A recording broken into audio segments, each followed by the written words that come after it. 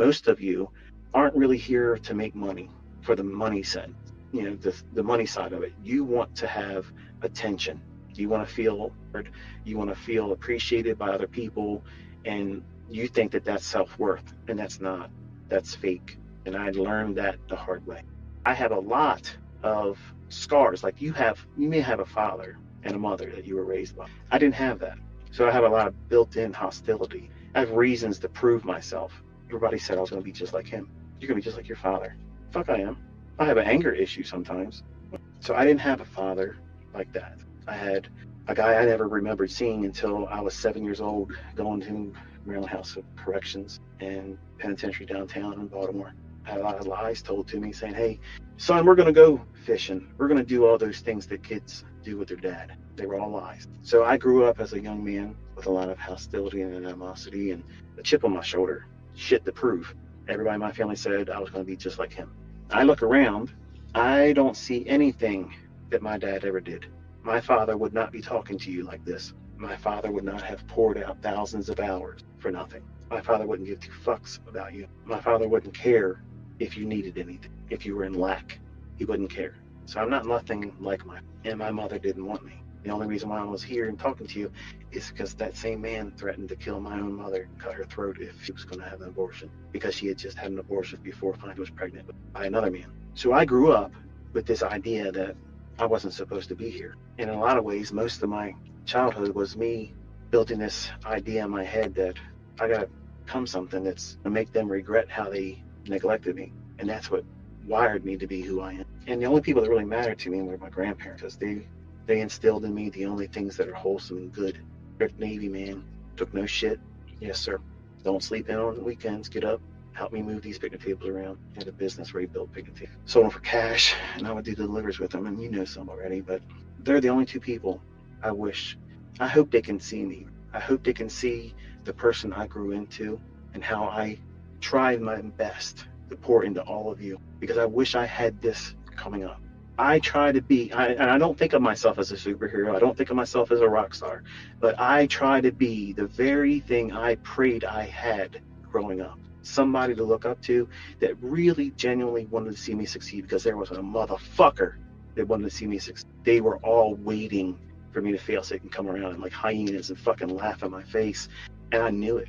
And I did everything I fucking could. Multiple jobs, worked on weekends, fucking studied my ass off. Ever did. I excelled in everything. Martial arts, yep. Weightlifting, yep. Businesses, yep. Trading, the fucking best, baby. The best. And there ain't a motherfucker ever gonna be better than me. That's how it's always been. But what pushed me here was the fact that there was nobody, not one motherfucker said, you can do that. Everybody said I was gonna, every single person said I was gonna fail.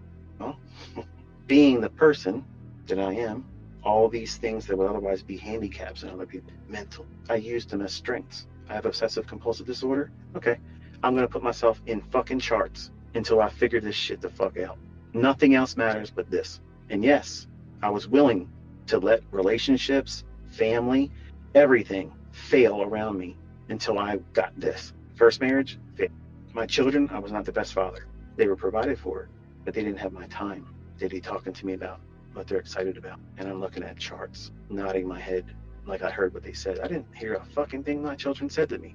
I was a terrible dad, terrible. So you see me as someone that's amazing doing that, but none of you would have paid what I paid to get it. But some of you young men want to do the very things that I fell victim to, that fucked up everything for the first half of my life. And I didn't see it coming, and you don't see it coming. The things you're trying to do for image, attract all the wrong type of people into your life, you don't want that. You think you need it and want it right now, like that's going to matter to you. Anybody that comes into your life with that type of shit, because of things you have, they're superficial. They don't genuinely love you. They don't fucking think that you're a cool fucking friend. They're just around you because you have something they can't obtain on their own. And maybe you'll let them drive your cars, sleep in the fucking house and pretend like you're your best buds, and maybe some of your attention will cause them to have an image and they can grow. Look at all these guys. Look at these young guys. They pal up with one another trying to get clout to build their own image up, instead of just doing what it would take to be a wholesome individual on their own merit, on their own steam. There they are. They arrived. I have a lot of respect for people that go on their own steam and do their own fucking thing. But these team mentalities, these IML type guys, it's pathetic. And they're all lacking the very same things that I was lacking, because that's exactly what I was. I was one of those kind of guys when I was in my 20s and I had new money.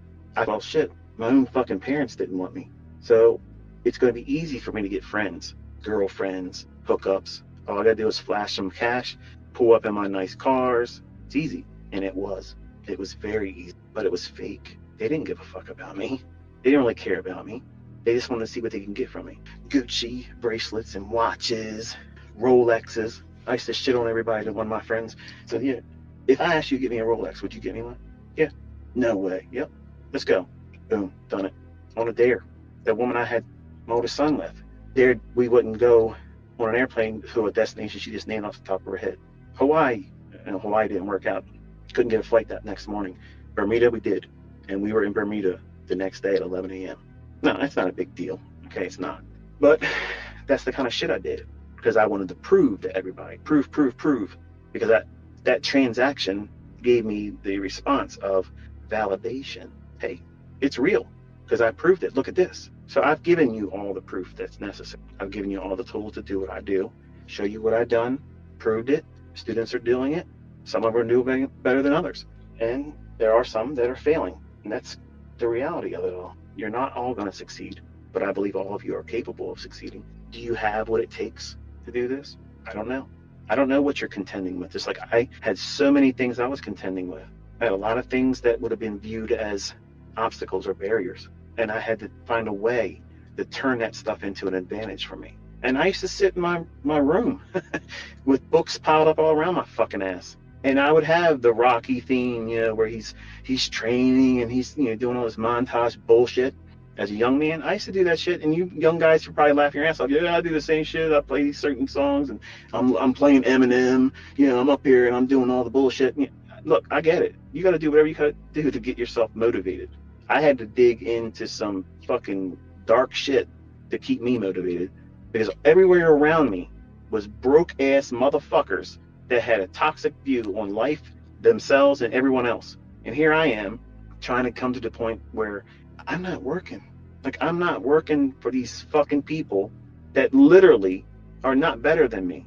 Just because you went to fucking Harvard, just because you went to fucking Yale, and you done this and you done that, and your parents paid for this, or your fucking athletic ability put you through school on a scholarship, and now you're in a position of management over top of me, you think that fucking makes you better than me? Who the fuck are you, dude?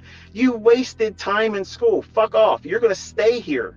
You need that paycheck. The fuck if I need it. I'm making my own paycheck. They're all still fucking working, all hoping they get their fucking vacation approved. Fuck you. I'm on vacation 24/7. If I want to go on a vacation, go tomorrow, right now. I can fucking pack my shit and go. There isn't a man or woman saying, hey, you got to go to work tomorrow. That's what motivated me. Fuck working. I am not fucking lazy. You all can see I'm not lazy. There ain't a motherfucker out there in this industry putting out more than I put out. I am a over fucking workaholic. I will fuck everybody to death. This was going to be a short fucking lecture, a short little discussion. Remember that? Because I give a fuck. I give a fuck. I care. I want you to succeed. You have taken the time to sit down and you are giving an ear to the things I'm saying. I have what works. I have that thing that everybody fucking wants, and I'm laying it in your hands. All I want you to do is do the right things with it. And you have the capability of doing some stuff. And that should be exciting. That should be encouragement to you. And you should not be trying to do these toxic things that are not going to bring you what you're hoping they're going to. If you're trying to get attention, you're doing it wrong. You're going to do things that are going to motivate you for all the wrong reasons. And when you fail, as normal progress shows, failures are all part of this. Losing trades are part of it. That's all part of the learning process, and you can't avoid it, and some of you are trying to avoid it. These things are going to be the catalyst for you to be impulsive, to try to get a reaction from other people, because you need outside sources like I did when I was 20 years old. I needed to be validated as a young man. I needed it. My father couldn't be a father to me. And I saw my dad less times than I have fingers on one hand. Think about that. Now, I know some of you were birthed into this world and you don't know your father, they never were around, and I get that. I'm in the same situation. That's who I am. That's me. And several men stepped in different stages of my life and played dad for a short period of time, but nobody longer and better than my grandfather. And I wish they could, I wish I could hear him tell me he's proud of me. That is something I can never get. And that motivates me, that drives me. I would love to hear my grandmother say, I'm proud of you, Michael, what you've done with yourself and how you help others. I do that. I do that all the time. I think about every single day before I lay my head down, thinking to myself, I wish they could just see it, and that I didn't amount to the pieces of shit that every one of my family said, because that's what they were all stuck in, that mindset of just going to work, get a mortgage if you were lucky. Not all my family members have homes. Some of them are renting places. Like my mother, who didn't want anything to do with me. She had something. And think your mother, like, hey, look, I think you're going to do well. Keep pushing. None of that shit happened. None of that. None of that happened. When I talk to you, remember, most of what I'm saying, in my mind, I have my children. So my audience right now has been my sons and my daughter. But because I feel passionate and I mean it from my heart, and you're hearing this, it feels like I'm talking right to you. And that's what makes me as a mentor a little bit different, because I'm not blowing smoke up your ass. I'm not using rented MP4 servers. I'm not talking about things that happened that I didn't push a button in. I didn't pretend about a story or a backstory or an origin of some kind of horse shit. I live this stuff. The things I tell you, they're real. The people that were in my life, real. Where I came from, where I learned these things, real. And I have no shame in a tearful testimony that's real. I'm a human being. I'm real. I'm not AI. I have feelings. I have a temper. I have limits to my patience. And I had to endure a lot of things that I know most of you wouldn't have done. I'm aware of it. I'm aware that I'm not an ideal mentor because of that. So I try to encourage you to do things a specific manner in studying under me, because I'm aware that I'm not the best man in that regard. I have a lot of limitations. I'm not as eloquent as other people, but I am absolutely the best. And I don't care if that body here, I am the best. I am the best, period. And I'm willing to teach you. I'm willing to show you what it is that I do.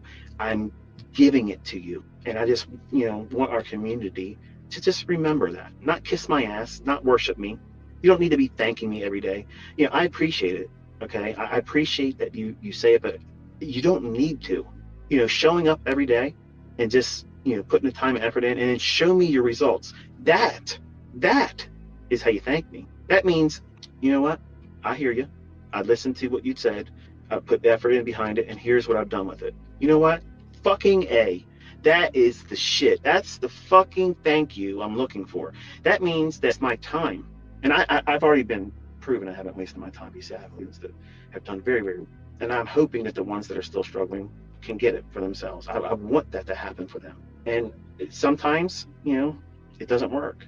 And it's not because of any lack of trying on my part or validity on the results of these concepts, because it's there. But it's just like it was for me. My first 6 years, man, it was hard because it was me in the way. There was just stupid shit that I was trying to do.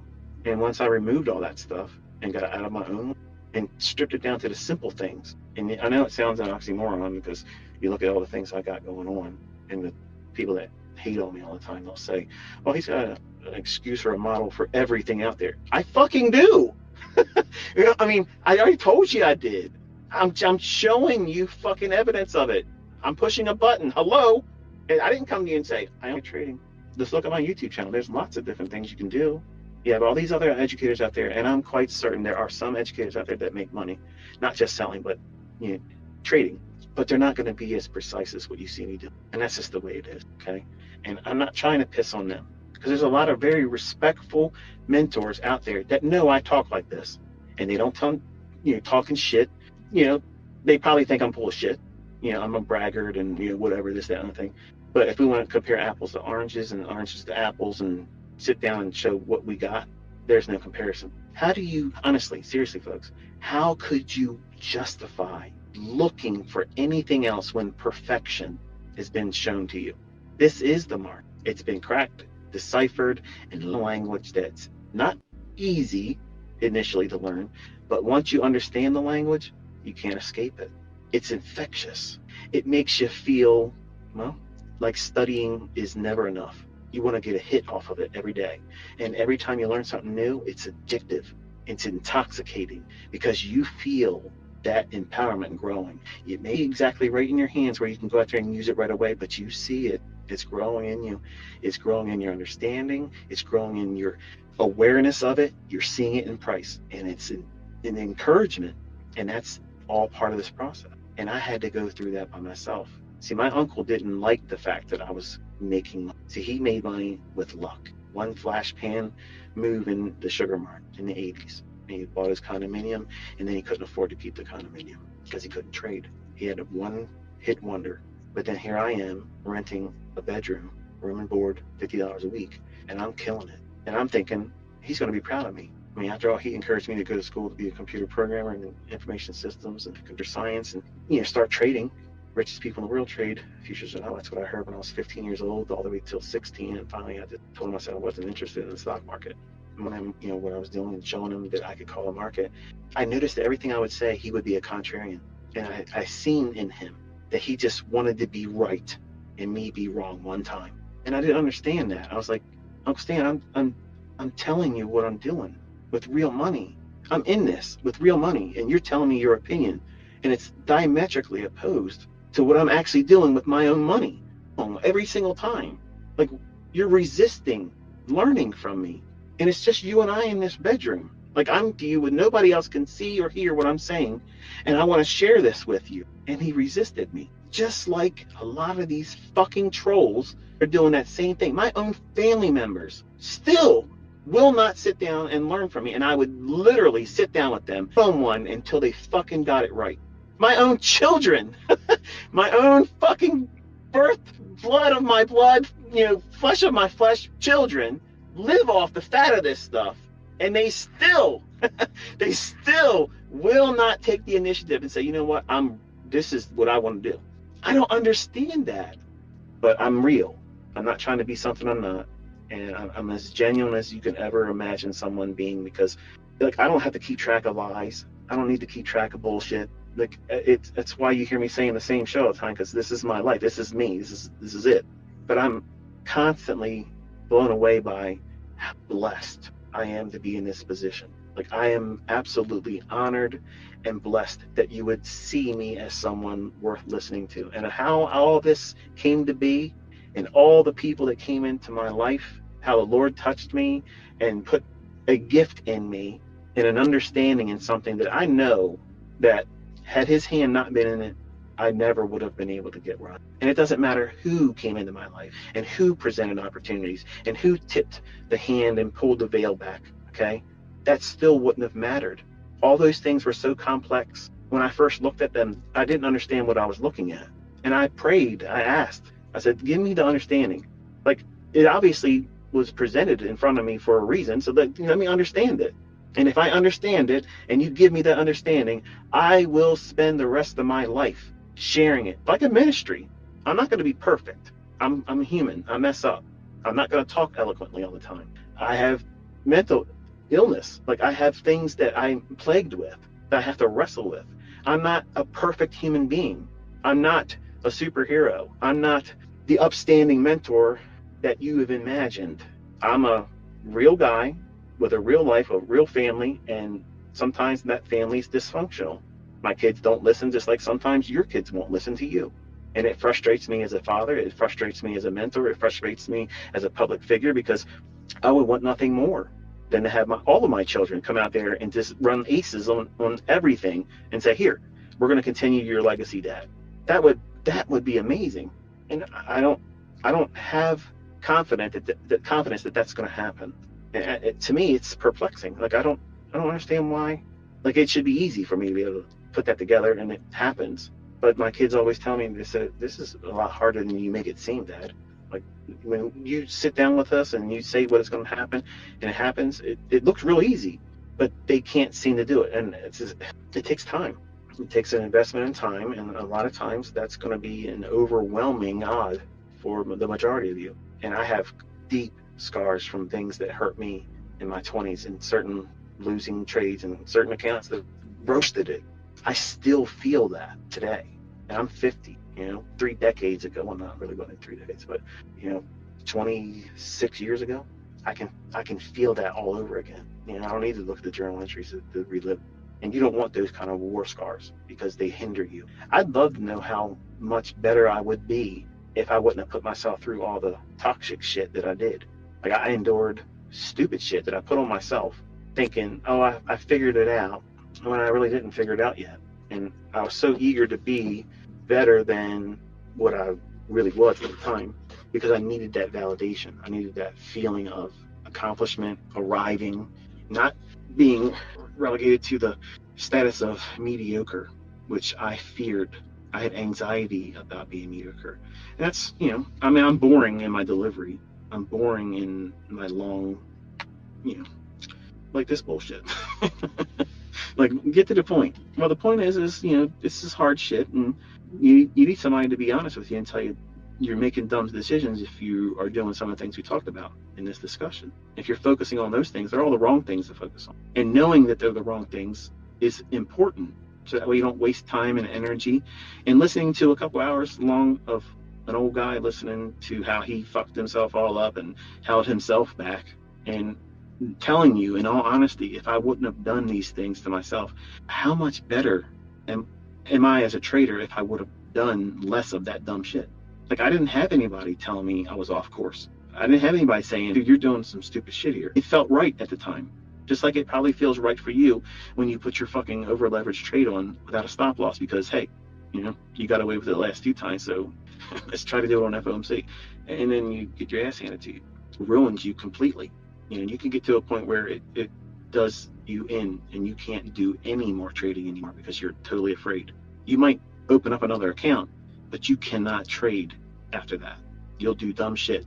And subconsciously, because you can't stand the pain of not knowing what to do, you'll start taking stupid little dumb trades, and that will, over time, blow that next account out. And that way you're removing yourself from it because subconsciously you just want to be out of that pain. I have done that to myself too. It's a weird feeling. It doesn't make sense to someone that has never really traded with live funds. But my second year, there was one account that I had, and I was literally on the verge of feeling like I had figured out everything I ever needed to do. And then all of a sudden, one losing trade, put me into a series of drawdown. And over the course of a couple of days, I blew the account out. And it's because at the time, I didn't want to be patient with myself and give myself time to just work through that drawdown. So I just took death by 1,000 cuts. I literally just sat there and just kept getting in trade after trade after trade after trade. Trading in an account, mind you now, every round turn was $100. That's theft. that should have been odd. Okay, each trade was $100 per contract. They call it a full service brokerage. Oh yeah, you got serviced fully. Deeply too, no lube. But I did this subconsciously. I didn't know it at the time, but looking back at it now, knowing more about myself and psychology and how I think, I purposely just did it because I didn't want to wait for the next trade to set up that was valid. I was so worn out with the waiting, the discipline that was required. I was like, you know what? It's easier for me to just run the account down so that way I don't have any excuse. I can't be in front of the charts because I have no reason to be there because I have an account. Now, I know there's somebody listening that has done that to themselves, but they probably never thought about that until it was explained to them just now. Like you probably thought about it, but as soon as you start thinking about it, you dismiss it real quickly because it's uncomfortable. You never heard that kind of shit from any podcast or any trader, but that's the real shit. That's what happens when you live this stuff and it warps you. When you thought you were going to go out there and own the world in your second year of trading, didn't know shit, didn't know anything. You get tricked into thinking a couple winning trades is equating to skill, and it's not. You got to know what you're doing. And I demonstrated this year that there's a way to do this, and it could be extremely profitable. It could be extremely precise, but it's not easy. It looks easy. Doing it for a long time. But once you know how to get out of your own way and you trust the rules, it is easy. But getting to that point, trusting yourself to get out of your own way and following the rules, that is hard. It is very hard. It takes so much discipline. And I can't articulate it in enough words or emphasis that really grabs the sheer essence of what is required to be in that state of mind, to be this consent dialed in. But you all are capable of becoming that, because if you have not taken this away from being under my wing this far, I've openly admitted that I have several mental illness. I'm not afraid to say it. I'm not ashamed of it. It is what it is. Anybody that is long enough knows that I exhibit all these things. If I can do this, there's no reason why you can't. Like you might have one or two things that I say I have and wrestle with. So what? That doesn't mean you can't do this. You may not have money. You may live in a country in Africa. You may be in an impoverished nation. You may have even more disadvantages. That it doesn't change the fact that you can do this. It just means you're going to have to work harder than the other people.